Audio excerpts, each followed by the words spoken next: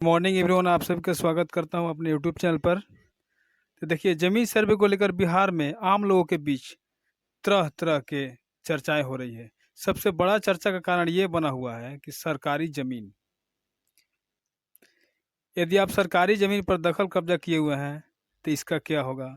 सरकारी जमीन पर आप कृषि कार्य कर रहे हैं तो क्या होगा। सरकारी जमीन पर आप घर बना लिए हैं तो इस सर्वे में उसका क्या होगा। इन सारे सवालों का, इन सारे कन्फ्यूजन का जवाब इस वीडियो के माध्यम से जानेंगे। देखिए, पहले समझते हैं कि जमीन जो है क्या है। तो इस जमीन को दो पार्ट में बांट दिया गया है, एक रैयती जमीन, एक सरकारी जमीन। ये जो सरकारी जमीन है इसी को गैरमजरूआ जमीन कहते हैं। ये जो गैरमजरूआ जमीन है इसको दो भागों में बांटा गया है, गैरमजरूआ आम और गैरमजरूआ खास जमीन। तो पहले समझते हैं कि रैयती जमीन क्या है।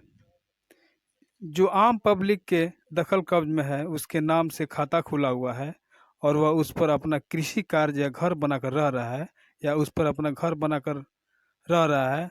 उस जमीन पर सरकार ने लगान फिक्स करके रखा है, रसीद बना कर रखा है।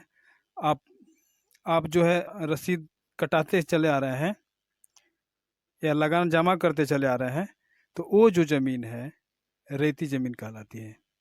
अब आते हैं ये सरकारी ज़मीन यानी गैरमजरूआ ज़मीन। इसमें गैरमजरूआ आम क्या है और ख़ास क्या है, इसको पहले जान लेते हैं। देखिए, गैरमजरूआ आम की बात करें तो आम पब्लिक के प्रयोग में जो ज़मीन होता है, यानी आम जनता के उपयोग में जो ज़मीन होता है वो गैरमजरूआ आम ज़मीन कहलाता है। जैसे सड़क, स्कूल, पंचायत भवन, सामुदायिक भवन, शमशान घाट, कब्रिस्तान, फील्ड, मैदान, ये सारी चीज़ जो है गैरमजरूआ आम ज़मीन में आते हैं। देखिए, जो ज़मीन आम ज़मीन होता है इसका जमाबंदी नहीं होगा। अब बात करते हैं गैरमजरूआ खास ज़मीन का।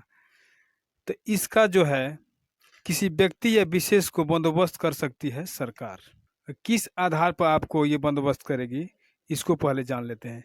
यदि आप देखिए, अब बात करते हैं गैरमजरूआ खास ज़मीन के बारे में। अगर आप विधिवत इस खास ज़मीन का रसीद कटाते चले आ रहे हैं या आपके पूर्वज पहले रसीद कटाए हैं तो आपके नाम से सर्वे में खाता खुलेगा और ज़मीन का मालिकाना हक आपको मिल जाएगा। अब बात करते हैं गैरमजरूआ आम ज़मीन पर आप दखल किए हुए हैं कि गैरमजरूआ खास ज़मीन पर दखल किए हुए हैं। तो सर्वे में इस गैरमजरूआ आम ज़मीन का क्या होगा और गैरमजरूआ खास ज़मीन का क्या होगा, ठीक है। तो पहले बात करते हैं गैरमजरूआ खास ज़मीन का। यदि आप विधिवत इस खास ज़मीन का रसीद कटाते चले आ रहे हैं या आपके पूर्वज पहले से रसीद कटाए हैं तो आपके नाम से सर्वे में खाता खुलेगा और ज़मीन का मालिकाना हक आपको मिल जाएगा। यदि आपके पास कोई इसका पेपर नहीं है, न लगान कोई फिक्स किया गया है, तो आप अवैध रूप से ज़मीन को कब्जा किए हुए हैं, तो इस स्थिति में बिहार सरकार गैरमजरूआ खास के नाम पर सर्वे होगा और आपके पक्ष में जबरन दखल या ब्लास्ट जैसा शब्द मेंशन किया जाएगा। अब बात करते हैं गैरमजरूआ आम ज़मीन का। मान लीजिए कि आप बहुत लंबे समय से आप दखल कब्जा करके रखे हुए हैं और आपके नाम से कोई रसीद नहीं कटा है, तो उस स्थिति में भी अवैध माना जाएगा।